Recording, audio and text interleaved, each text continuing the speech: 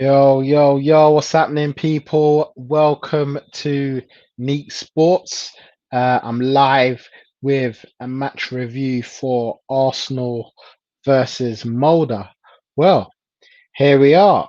Another win for Arsenal in Europa League, and we are comfortably through. Um, Pepe repaying Arteta's faith and getting Arsenal off to a good start. So yeah, let's get into it. Let's get into the match review.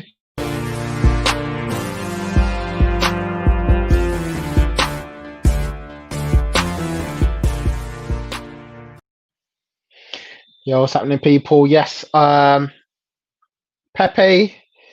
Balogun, and Reece Nelson get Arsenal off to a good win today in the Europa League after, in my opinion, was quite a tetchy first half. Some people online, we had mixed reviews really. Some people were saying that you had a good half, just not clinical enough. Whereas I thought we actually played well. I thought we had played well in the second half, and the first half I thought we lacked a bit of something going forward. But yeah, we'll get into that as we go on. Big up everyone that is here. Adam from Talk Sports, big up yourself. Thank you for joining. Yeah, guys, let me know in the chat. Let me know what you got thought of the game. What did you lot think about Pepe? I thought he would start today.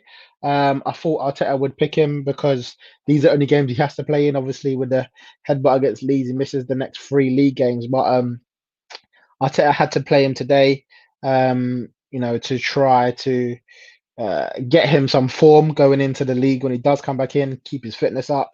He played him for 90 minutes as well, as I presumed he would as well. So yeah, he played today. The interesting thing for me was the formation. Big news today. We went to a 4-2-3-1, which we haven't done for a long time. We haven't done that for a long time. Arteta um, maybe surprise one or two. And it was weird because this week, literally, I was just talking to someone this week, and I was saying that this is what I feel like there needs to be something. There needs to be something going on with um, Arsenal and the way they play going up top. So whether it's a 4-4-2, maybe like an Aubameyang, Lacazette link up, maybe 4-2-3-1, and then as I say it today, Arteta goes in with a 4-4-2. Um, well, it looked like a 4-4-2 with Lacazette and Nketiah, but ended up being a 4-2-3-1 with Lacazette playing in the number 10 position. Hala Madrid. Hala Madrid says, Ramsey, Inter will meet you soon, bro. I can't listen to that Europa League song. Listen, big news from yesterday's games is that, yeah, Inter Milan obviously losing to Real Madrid. Not confirmed out of the Champions League yet, not confirmed, but it's looking likely that they're going to be dropping in. There are always one or two teams that drop in. And looking at their group, with Shakhtar and Gladbach, it was arguably that was a group of death. We did discuss it before in our Champions League review in the groups I made that this isn't going to be plain sailing for Inter Milan. And it wasn't even plain sailing for Real Madrid. It still isn't. So yeah, we could have Inter Milan in the Europa League next year. Although the way that they're playing in Europe right now, under Antonio Conte, yet to win a European trophy, Conte, I'm not mad scared of them. The only problem is Arsenal aren't great either. So, if we can get our form back, going into the latter end of the season, then I'll be intrigued to see how we play against Inter Milan. If you're playing how we play now, don't get me wrong, I think Inter Milan will do us. Yeah, but yeah, we'll get into that when, if or when that happens. Still chances for Gladbach and Shakhtar to bottle it. So we'll see what happens there. And Captain Trinidad says RIP Heavy D. Very sad loss that we heard yesterday from Heavy D. We interviewed him a couple of times at Neeks Sports. A few times actually at Neeks Sports. He was a loving, fun guy, and yeah, sadly we heard the news that he'd passed away after going missing. Our thoughts and prayers with his family, from everyone at Neek Sports. Yeah, man, sad to see. He was a funny guy, man, and he was passionate about Arsenal. Even when the chips are down, he still had a little passion about Arsenal. So yeah, very sad to see, man. And yeah, I just hope his family are well as they deal with this today. But yeah, let's get back into to the game. Um, we'll be able to see at the bottom of the screen. I predicted Arsenal to win 3-1. They ended up winning 3-0. And the one thing I said, for those of you that I saw or maybe didn't see my preview for this game, is I wanted to see Arsenal play well, because so many times we need a win, we need to win. Get the result, get the result. But in Europa League, against a team like Molde, against the Dundalks and the Viennas of this world, um, I want to see good performance. And I don't think I really saw it, guys. Let me know in the comments if you agree with it. But I don't think I saw it in the first half. I saw bits of it. I saw parts of it. Um, we obviously created chances to score goals, which we haven't been doing in the Premier League. But there was still like a lacking of end product in the first half. Pepe had a couple of half chances, and the reality is, Mulder should have been ahead. They missed practically an open goal. I know he was running onto it and slid into the post, and might have damaged some kids on the way through when he went into the post. And then subsequently didn't finish it, and it went into Rennison's hands. But the reality is, they should have been ahead. They had the best chance of the first half, and this is what I'm saying.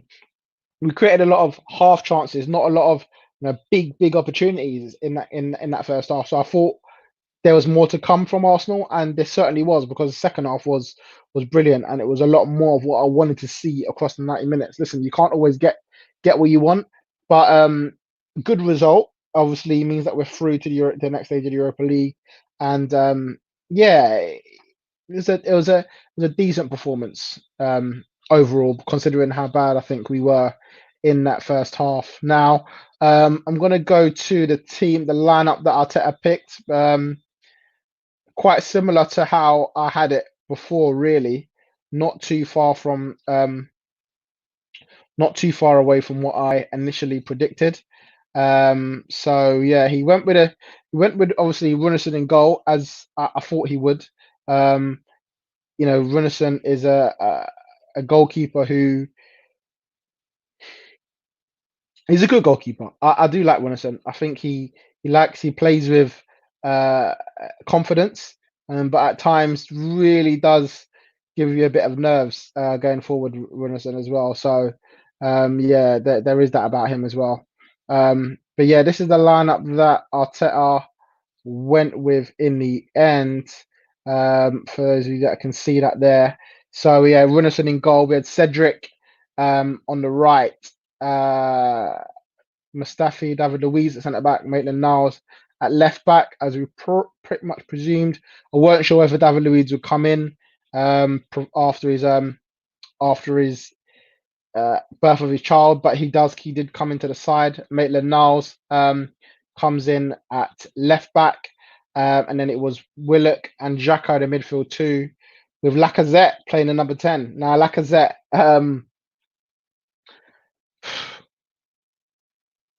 we'll get onto Lacazette. We'll get onto Lacazette because I was very, very disappointed with him today. And then we had Pepe on the right, Nelson on the left, and then Ketia up top. Yeah, I guess the big surprise was the formation 4-2-3-1. It wasn't a 3-4-3. It was an adaptation of 3-4-3. It wasn't a 4-3-3. It was a specific 4-2-3-1.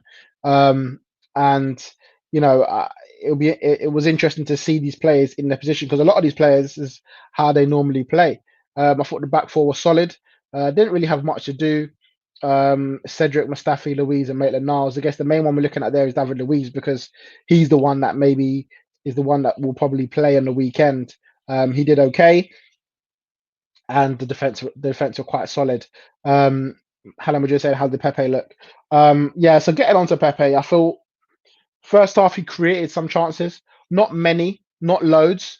It wasn't like bombarding their goalkeeper, but yeah, definitely created. It was definitely the most creative in the first half, and the second half it was a bit like Arteta just told Pepe to just release the handbrake and go for it. There's a lot of times that he actually gets the ball and just drives that man, or he goes in with a shot. We spoke last week about how I feel like he wants perfection, always looking for the perfect goal, cutting and do that. And listen, the Europa League will give you that space to do that. Trust me. The players in Molde aren't going to be as good as the players that we see in the Premier League. They're not going to stop every shot that comes in, and they'll probably give you space to cut in. And there were so many times in that game I'm thinking, how is he getting the space to do it? The more he keeps cutting in, the more he keeps doing that.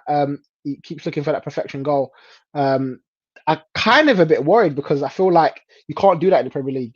But that's his game, obviously. And I guess if he wants to continue at it, he's got to do it better in the Premier League because, yeah, he was just given so much space. And in the second half, he had a banger from about 25 yards. He just cut it and banged it left foot off the bar. Listen, if I tell you Pepe had a shot left foot off the bar, you probably know exactly what it is. Cut in 25 yards out and he just banged it or curled it off the crossbar. And then literally about 2 minutes later, the same thing happened, but he was inside the 18-yard box, cut in left foot, top bins. And again, these things don't surprise me with Pepe. He's not a man that surprises me at all. He knows his. I know exactly what he's doing. I'm sure he knows what he's doing. He just doesn't. It's just not consistent enough. Said this time and time again. Do it in Europa League, cool. I'm not sitting there saying right now you've done it in Europa League. I expect it in the Premier League because we've not been getting it. But listen, all you can ask from him is to play well against who you play against. He didn't play well against Leeds. Obviously, got the red card. Much better today from Pepe, and I want this for the next two games now. He's going to be playing against Vienna and Dundalk, probably with a lot of the kids, considering that we qualified now. So keep going, keep up the good work, because this is what we need in the Premier League from him. Got a comment here from looking for a better name one. The transition between midfield to attack was iffy. That's why strikers didn't score throughout 90 minutes by the new kid in the last 10 minutes. I hear that. I hear that. There wasn't a consistent thread from midfield to attack. Joe Willock was definitely the person doing that more than Xhaka was. Xhaka was more the sort of deep lying playmaker, whereas Willock was the one bringing the ball out. And to credit to Willock, and we'll get onto Willock now. He got 2 assists in that game. First one was a great ball on the left wing to Pepe, and the second one was on the right, crossing it in for Reece Nelson to get his first goal of the season. So, you know, I thought, I probably have to disagree in the second half. In the first half, I agree. In the first half, the midfield to attack was poor, but in the second half, Joe Willock definitely was the one driving us on. Meaning maybe the sort of Danny Ceballos role, the role that we've been looking for him to do for the past couple of years, and has done in parts. And listen, again with Joe Willock, I question his not necessarily ability, because he's definitely got ability, Joe Willock. It's more about his end product and doing it on the bigger stage. You saw, okay, again, same thing about Pepe. You look great. He looks great in the Europa League, and if he plays anywhere like this in the Premier League, I'm happy for him to start. But when he played against Leeds, it was just poor. It was so poor against Leeds, and obviously it's difficult when down to 10 men, and he struggled a bit, and then he got subbed off. But the reality is, I just don't know if I honestly don't know if he can really make it in the Premier League. I'm not quite sure. We'll have to wait and see. I hope he does. And the way we're playing, there's probably a space for him to get in and do it. But I just feel like when he steps up, it's not always productive from Joe Willock. But of course, I want to see more. Reece Nelson, I thought had a good game again today in the Europa League. Played well. Obviously, getting his goal, I think he'll be delighted with that after missing out last week. So very happy with Reece to come in and potentially to come in the Premier League. A lot of people saying now Pepe's out. Will Reece get a chance? I hope he does. I hope he does get one out, and I think he will. Looking at the players obviously that we got, Saka and Willian are doubts for the Wolves game, so gives him a big opportunity to play against Wolves. Considering he played, I think he played 90 minutes today, didn't he? Pretty sure he played 90 minutes. So whether or not Arteta was wanting to rest him on the weekend and start with Saka and Willian if they're fit.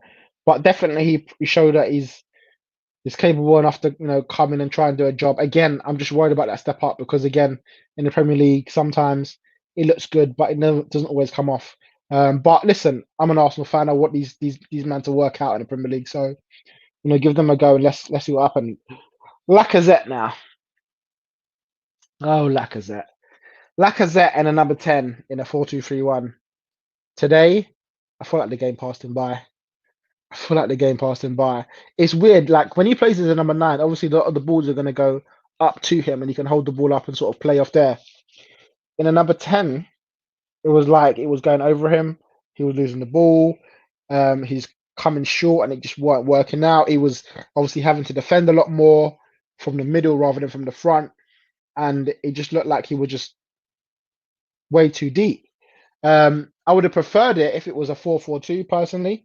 I can understand being a bit more cautious and not leaving just Xhaka and Willock in the middle. But listen, back in my day, old school 4-4-2 was the thing. You leave two men in the midfield to clean up. The Vieira and the Gilbertos of this world would just clean up, two men in the middle. Maybe it's not the case these days, but if Lacazette is going to play in this Arsenal team, in his best position, then maybe it's a 4-4-2 with Aubameyang. Maybe it's a 4-4-2. If it's a number 10, he's got to work a lot harder up top because he wasn't really there. He wasn't really there at all. And Eddie Nketiah, unlucky not to get a goal. I know there's problems with the transition, but Nketiah should have scored with his header. He had another chance to score, and the keeper made a good save, and he did actually score.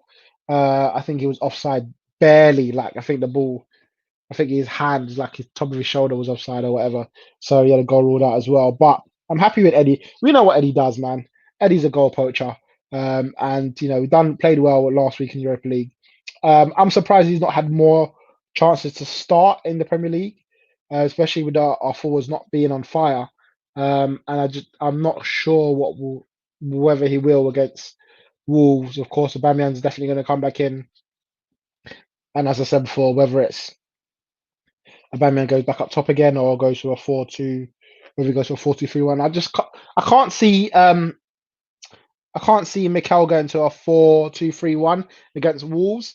And I'll talk about it more in the match preview when we get to that game. But it's like with the way Wolves set out, and I know they've had their injury, so they went to the 4 at the back last week. But if they do have a Saiss or a Cody back, they're gonna go to a 3-4-3 or 3-5-2 or however they play. So I got a feeling Arteta will set out quite similar to how they do, and it worked last year when Saka got his first goal after signing a new contract at Molde last year. So we'll see what happens this year at the Emirates. He may go a bit more for it, but it depends who's available. It depends whether Partey is available. It depends whether someone else plays in the middle, whether he goes for a 3 in the middle with Xhaka and Ceballos. We'll wait and see. Wilson said that Pepe played really well and he was dangerous at times. Yeah, that's what I thought. Some people were criticizing that he weren't clinical enough, but I thought he done well. Again, my main thing, as I've said a bit earlier on, is that he gets in these positions and he wants to be the perfectionist. He wants to try and get it in the top bins all the time, and you're not allowed that space all the time in the league. There was a moment, even I think it was for the Eddie Nketiah header.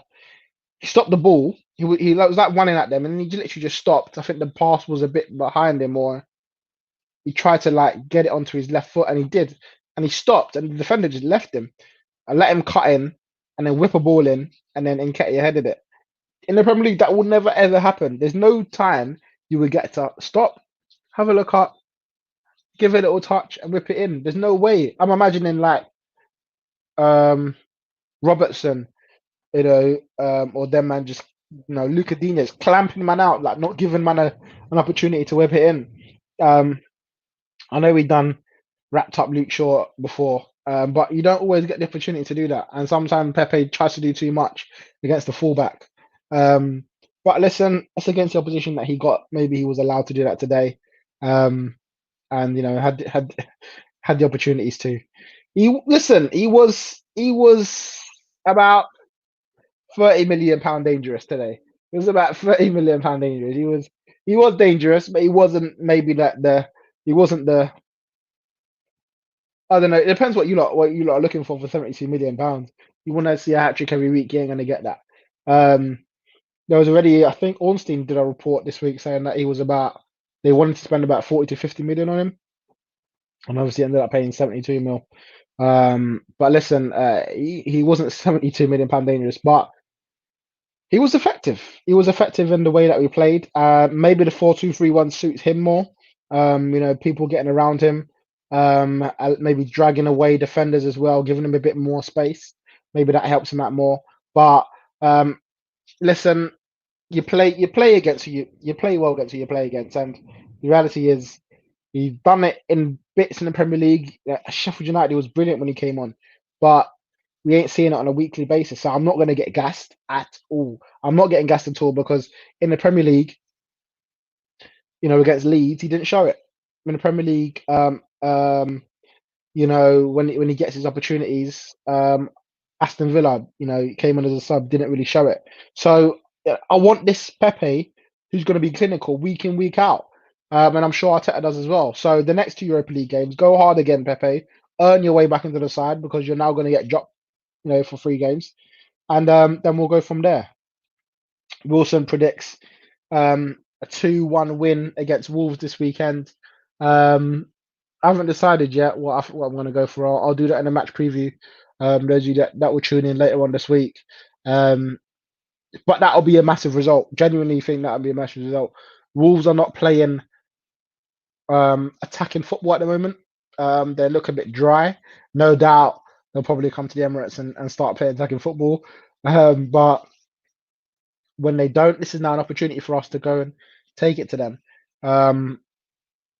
Jimenez may get his customary goal, but I want Arsenal to go and take the game and win it. Obviously, Aubameyang's fully rested up, so hopefully he can get on a score sheet. Obviously, we need him on a score sheet, and a win against Wolves will be good going into the NLD.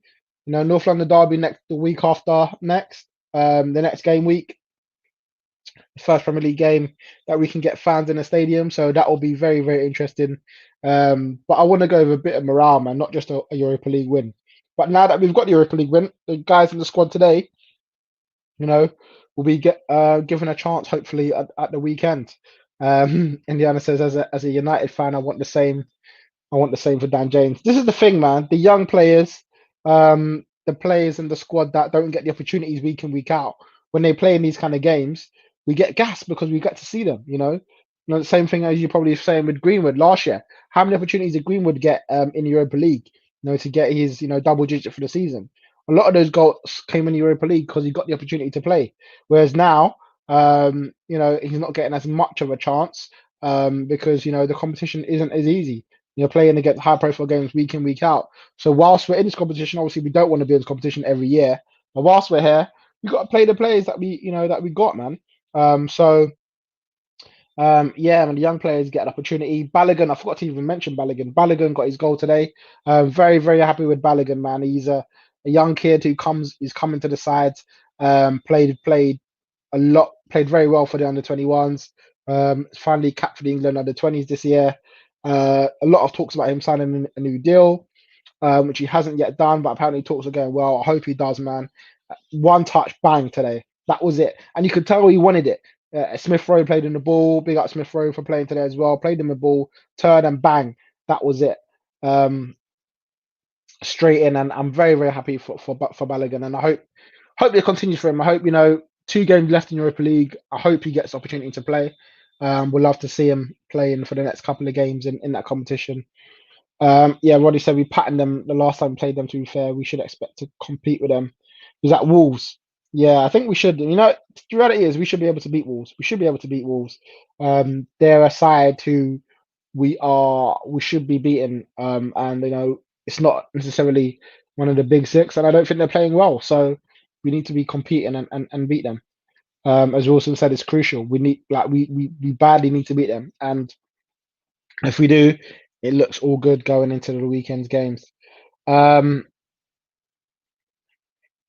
Rodney says, Sugar needs to make some FPL changes. Who do you need to sub in? Listen, I'm no expert in FPL, even though I've got a team because my team's doing dreadful so far this season. But the game this week, if I was going to give you any advice, Jamie Vardy, man, scored today in the last minute for Leicester to qualify in Europa League, and they're playing Fulham on the weekend. if you're gonna make one change this weekend, bring in Jamie Vardy and make him a captain because he will probably score. Maybe I should take that advice for myself because the way my team's going right now, I'm in trouble in the FPL. Serious Arsenal to drop out of Europe and concentrate on the Prem, or do you want to see them fight on all fronts? I don't think it will benefit us because I feel like the way we play in two different teams. One team plays in the Europa League, one team plays in the Premier League. Literally, we're literally talking about two different teams. So um, it's not like our best players are being drowned out. And Aubameyang played one game in Europa League this year off the bench. Bellerin off the bench, one game. Tierney today, one game off the bench. Leno, he's now being rested now that we've got another goalkeeper in. Gabriel wasn't even in the squad. He didn't even travel to Norway today. Um, Obviously, Thomas Partey needed game time and he played as well. So listen, our best players are not even touching Europa League right now. So I've always said it's a great opportunity to play the kids Europa League, and it's exactly what Arteta's doing. It's exactly what he's trying to do with the squad. Um, in terms of the Premier League, in terms of the going into like the last 16 and 32, because obviously those are the games where you will see the Aubameyangs and the Parteys and the Gabriels and the Lenos, the spine. You might even have a spine.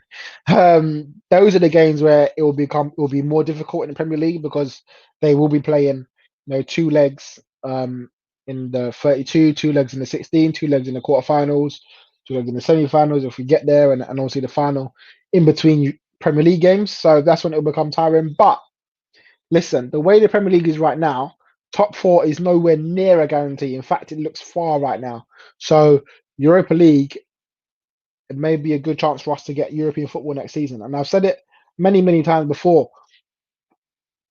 For me, it's the best way. You win Europa League if you can win it.